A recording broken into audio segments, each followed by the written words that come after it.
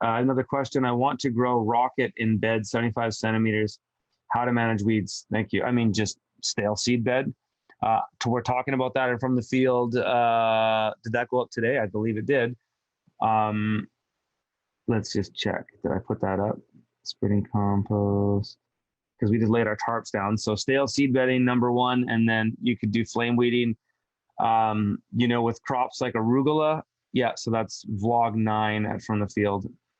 We started to talk about that. But, with arugula, a densely planted green like that, you don't want to be managing weeds through cultivation. Sometimes you have to, and then you might come in with a tine rake and do something initial after, maybe first true leaves come up on the crop. You come in with a tine rake over that bed. That does a nice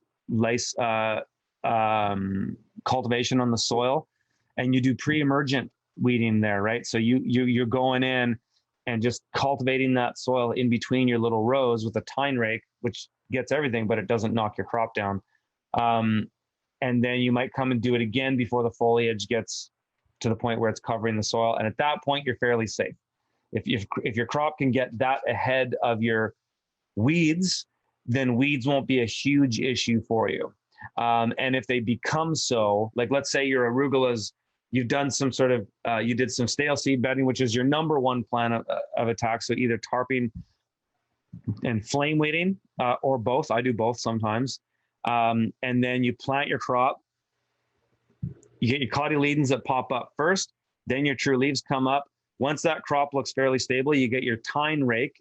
So if you don't know what a tine rake is, Tine rake, it's a rake with a bunch of teeth, and you just rake it right across the bed. That scratches up all the loose soil, and that will, you do that even if you don't see weeds, because that will set back any weed seeds that were germinating. And then that crop might grow another week or so. And if you're going to bring that tine rake in again, you got to make sure you do it before those leaves on the arugula get too long, because if they get too long, then you're going to scratch up your crop when you come into the tine rake. But if you can hit it again, by the time that crop gets a few inches tall, if any weeds germinate in there, you can let them grow, because that crop will be harvested and out of the ground before those weeds are a problem anyways. So that's my strategy, and that goes the same for pretty much any of these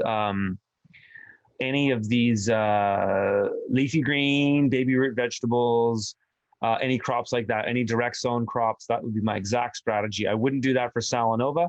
I would just use a different cultivation tool to go in between the rows, like a stirrup hoe or a collinear hoe or a wire weeder. But yeah, that's the basic strategy there.